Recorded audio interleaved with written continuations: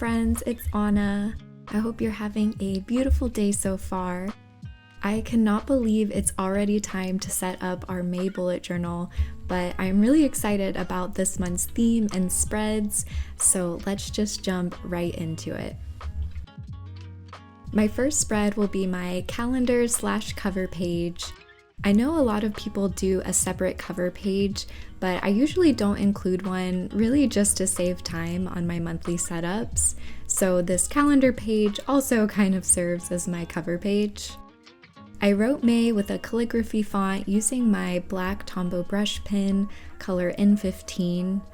Below that, I'm drawing the month's calendar using one of my Staedtler fine liner pens. This is with 0.3 millimeters. I'm a Monday start person, so that's how I format my calendar. Each square is 5x5 dots in my A5 notebook. There is room to make the calendar 6x6 squares if you need more space, but that just limits the room for art on the margins a little bit. I'm using my alphabet stamp set, which you can see in the top left corner, to stamp the days of the week up top.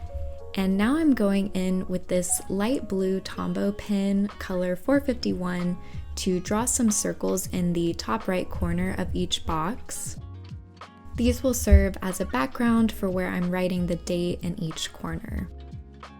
For the dates, I'm going back to my Staedtler fine liner pens and using width 0.2 millimeters. Now that our calendar is done, we'll move on to decorating the sides with some art. And I'm sorry the angle isn't great here at first for seeing the drawings come together, but for May, I decided to go with a chemistry theme. So throughout each spread, I'll be drawing the skeletal structures for several molecules, like this first one I'm working on right now is serotonin, and then decorating them with some floral designs that you can see here. I got the idea for this from Pinterest.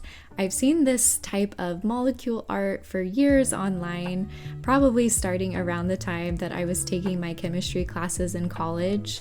I always thought these drawings were so beautiful and interesting to look at, so I've had these in the back of my mind as a potential BuJo theme for a while. So quick organic chemistry lesson, the skeletal structure or bond line drawing style I'm using here is how chemists can simply represent carbon-containing molecules. Each line represents a bond between two carbon atoms, unless there's another atom specifically written, like O for oxygen. You'll see these molecules are typically made up of shapes like pentagons or hexagons, etc., or long zigzag lines, which are carbon chains. Since I'm using these drawings as a form of art and not chemistry, I'm going to use just the base outlines of each molecular structure, and I'm not going to write specific atoms that are present or draw extra lines for any double bonds. So if you are someone who knows chemistry, don't worry, I know these drawings are missing some elements. So my process for these was to first draw the base chemical structure in pencil, and from there I added the flowers and leaves over top, wherever I thought looked good. Now, as I'm going over it with my fine liner pens, I start with drawing the floral designs first, and then finish the picture by adding in the rest of the structural lines. I went with these really simple 4-petal flowers for the first page. Some are drawn as if you're looking directly down on them, and some are from more of a side angle. And then we have some simple leaves vining across some of the bonds, as well as these little branching leaves or flowers. I'm not really sure what these are, but I just drew some branching lines and added little dots at each end. This structure I'm drawing in the bottom right corner is dopamine, so as you can tell from my calendar page, I went with the theme of happy neurotransmitters.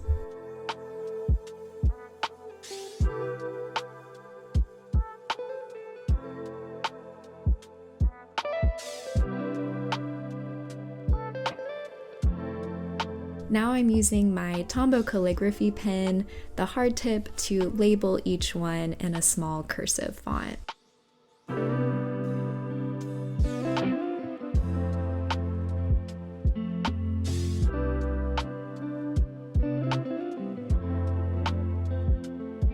I think the page probably could have been left with just these drawings, but I had sketched out some more flowers and vines to border the calendar, so I'm adding those little extra doodles here.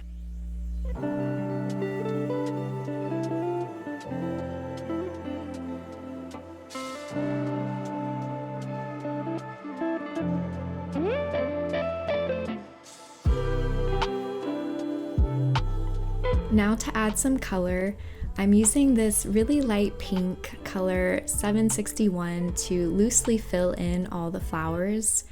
Both this pink and the blue I used in the calendar are from the Tombow pastel color palette. And as always, I'll have all my supplies linked in the description box below. For the leaves, I'll color those in with this muted green color 192. This is probably the green I use most often in my journal, and it comes from the Landscape Tombow palette.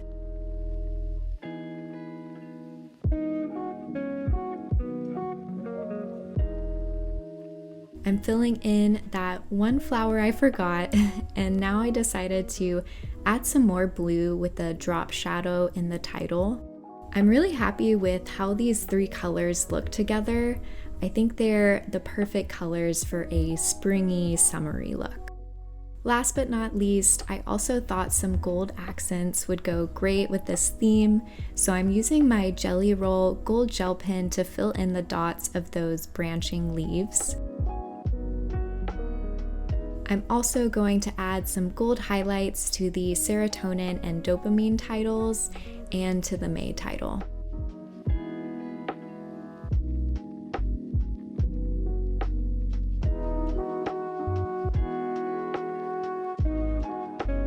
Last thing to finish off the spread, I thought that with all the floral art, the base shape of the chemical structure kind of got lost. So I'm using my 0.8mm fine liner to go over the bond lines again and help make the structure shape a little more clear. And here's how the final calendar spread turned out. On to my next spread, which I call Notes for May, and will take up both of these pages. If you've been following along with me the past few months, you'll be familiar with this spread. I've been using it since February of this year. This is kind of my planning page for the month. So I'm starting out writing the title with my soft tip Tombow calligraphy pen, and then I'll add that light blue drop shadow.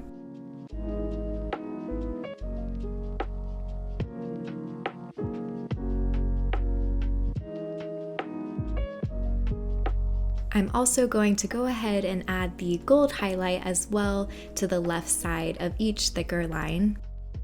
Below the title, I'll draw 3 boxes for the 3 main sections of the spread. The top left box is going to be for intentions. This is where I write general thoughts about how I want this month to go. For example, last month in April, 2 things I wrote were 1, use the Routinery app to really solidify my morning routine. I've been trying to get into a consistent morning routine, and I wanted to prioritize that in April by using this app called Routinery to help me with really making the routine into a habit. The other intention I wrote for April was to prioritize exercise. March was a crazy month and I didn't get all that much physical activity in, so for April I wanted to put a focus on getting back on track in that area. Intentions can really be for any aspect of life. They just help you set priorities for the month. My idea for writing them down here is when I look back on this page at the beginning of each week, when I do my weekly spreads, I'm reminded of these intentions and what priorities I have for this month. Below the box for intentions, I have a space for tasks. When I fill this out, I first pull from my quarterly task list. If you want to see how I set up my second quarter pages, you can check out my April setup video, which I'll link in the box below. And then I also add tasks here as things come up throughout the month that I want to get done. The larger box on the right page is for reflecting on the month, so I'll fill this out at the end of May. Sometimes I just write my thoughts in general about the month here, or sometimes I'll write out specific questions like what went well this month or what didn't go well, and write my reflections on those prompts.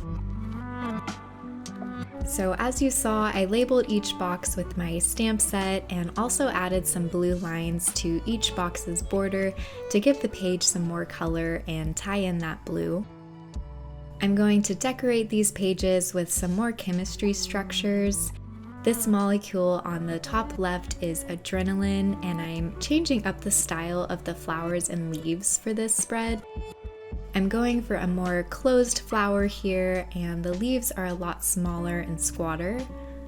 I'll still use the same brush pen colors to color them in though, so the spreads still all go together, even if the floral designs will change slightly.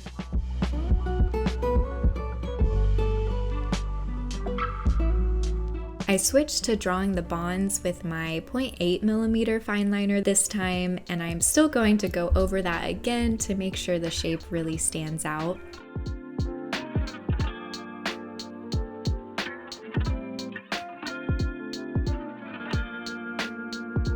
The structure I'm drawing on the bottom right might be my favorite, caffeine. I am an avid coffee and tea drinker, so I couldn't live without this molecule. When it came to sketching the pentagons and hexagons shapes for these structures, I honestly wasn't too precise about it.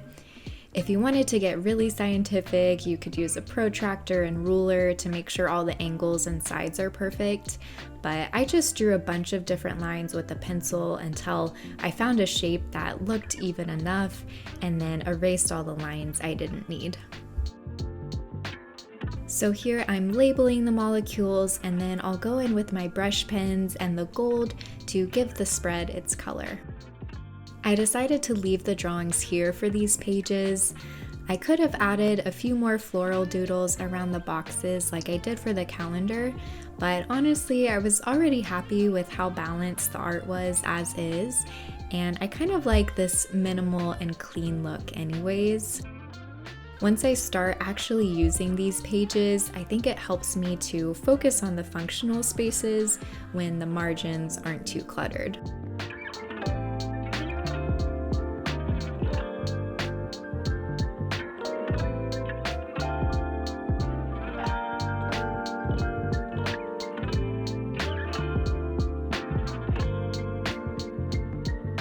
And here's my finished notes for May spread.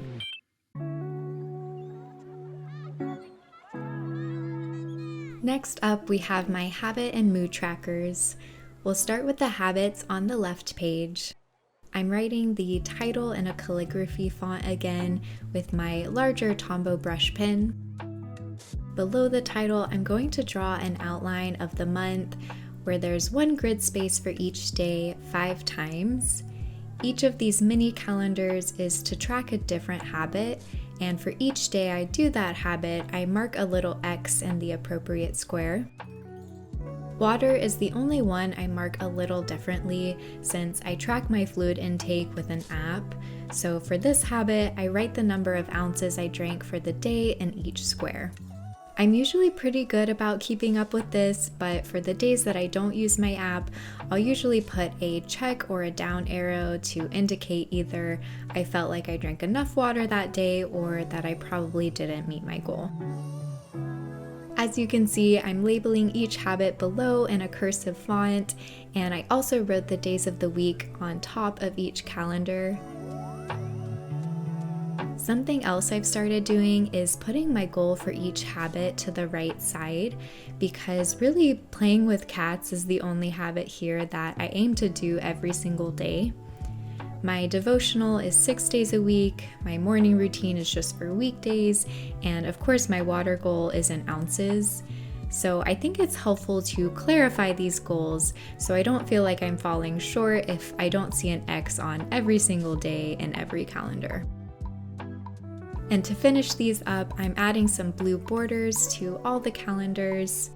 This is the setup I've been using for my habit tracker since the beginning of 2023, and it's worked really well for me so far, so I definitely plan to continue using it for the foreseeable future. With the empty space on the bottom right of this page, I'm going to go back to the skeletal structure for serotonin. I thought this would be appropriate since serotonin plays a big role in mood regulation, and my mood tracker will be on the next page. I'm also going back to the same flower and leaf designs that I used for the May calendar spread as well. I liked how these flowers and leaves looked a little better than the closed design I did for the Notes for May page, so I figured I'd just use them again here. Last step for the habits page is to color in the flowers and leaves. I'll label the molecule below and add the gold accent to the drawings and titles.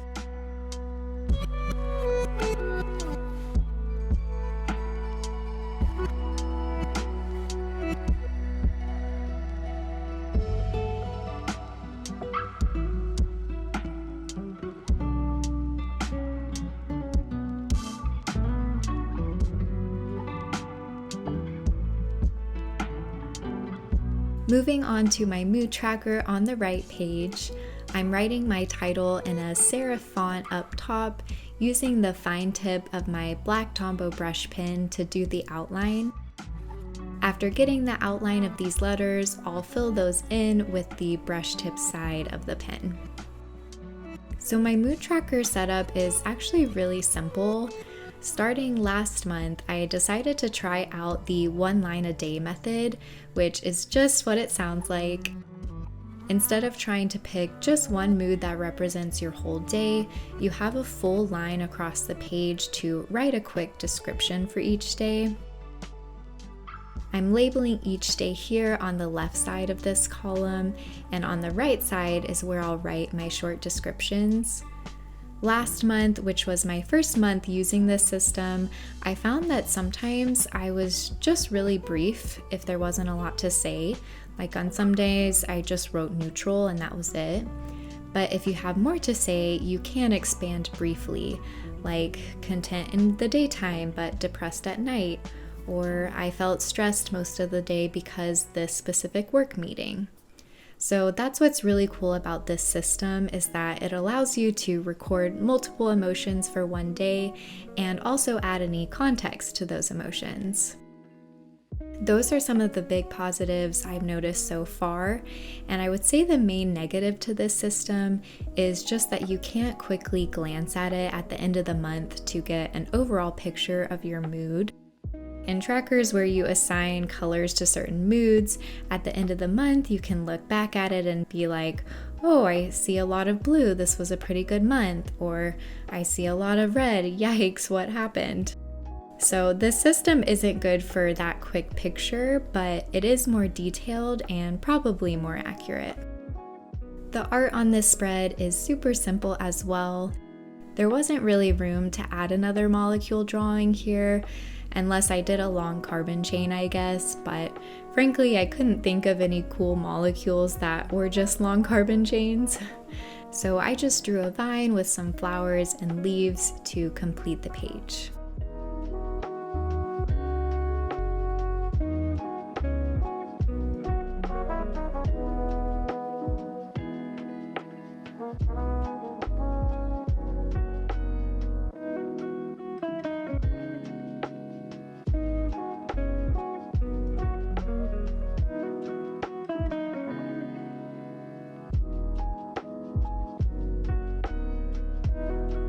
And here's my final tracker spreads. Last up for this May setup will be my first weekly spread. I'm using the same format I use month after month, week after week, and it takes up 4 pages in my journal because I do like to have a full half page for each day. I'm starting with the title at the top of the left page. We are now in week 18 of 2023. And now I'm adding some lines to divide up each page. Like I said, each of these half-page columns will be my planning area for one day. On this right column of the last page, I'm going to add the title Tasks because this is where I put my weekly task list. This is for the things that I know I want to get done this week, but I don't have a specific day that they need to be done on. For example, this first week in May, I already know that some of the tasks I'm going to list here are clean the cat's litter box and book flights for an upcoming trip in June. You'll see this when I'm done setting up the spread, but I actually fold the middle page in half, so this far right column with my weekly tasks is always visible no matter what day of the week I'm looking at, so I can see it throughout the entire week and see my progress on all the tasks I'm needing to get done. I typically fill out this weekly task list at the very beginning of the week, and then of course I can add to it or alter it throughout the week if I need to. For the drawings in this spread, I added a little flower doodle to the left of the title, and I'm drawing caffeine again here at the bottom of the right page. I decided to do roses for the flowers in this spread. As you'll see, all my roses come out a little differently. Some of them I think look really nice and definitively like a rose, and some of them just look kind of weird to me. So maybe I need to spend some more time studying on how to properly draw roses. Like I mentioned, the rest of the columns are each for one day of the week. How I get the most use out of my daily columns is by taking 10 to 15 minutes at the beginning of each day to really plan out my day in this space. I cannot stress enough how different my days are if I take the time to make a plan for myself versus when I just start the day and go based off of all the thousands of jumbled thoughts racing through my mind. And I use this space differently each day just depending on what's most helpful. Sometimes I just write the tasks I need to get done in no particular order, which is definitely better than nothing, but not the most helpful. Most of the time, I write tasks separated into two sections, work and chores, and I order them in either priority order or chronological order on how I plan to complete them. And then sometimes I feel I could benefit from a super structured day, so I'll use the space to do time blocking where I list hour by hour what tasks I want to do and for how long. I don't normally need to use the whole column, but I like having the space available just in case I do either have a really long to-do list or want to time block. I also like having that extra space to write little reminders or notes if I want to. For these second two pages of the spread, I'm drawing caffeine again on the right side and did just another little rose doodle on the left. For the caffeine drawing, I made sure it matched with my first drawing on the previous page because when I fold that middle page, the two sides of the molecule will connect, the right side of this back page and the left side from the front page. That will make a lot more sense in a minute when I complete the spread and show you what I mean. I'm going to finish off the drawings by coloring these in, and then the last step of the spread will be titling and dating each day.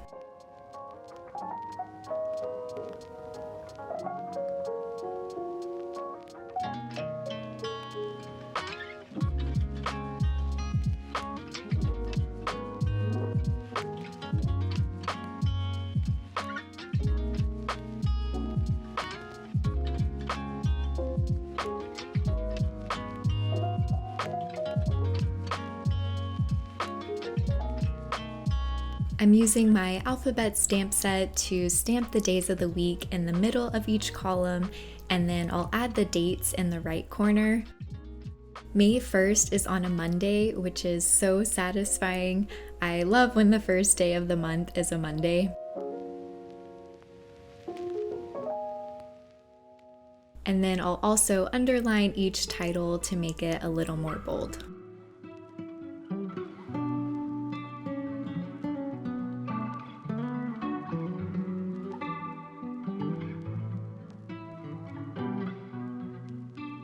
And here I'm going to fold that middle page back, and you can see what I mean about the caffeine drawings matching up and how the weekly task list is visible throughout the whole week. And that completes my May setup. Let's do a final flip through of all the spreads. I can't thank you guys enough for watching and supporting my channel. I hope you liked this video. Please let me know in the comments your thoughts about the theme or any of my setups. If you enjoyed this video, I'd be super appreciative of a thumbs up, and feel free to subscribe to my channel for more bullet journal content. Thank you all again, and I wish you a beautiful May.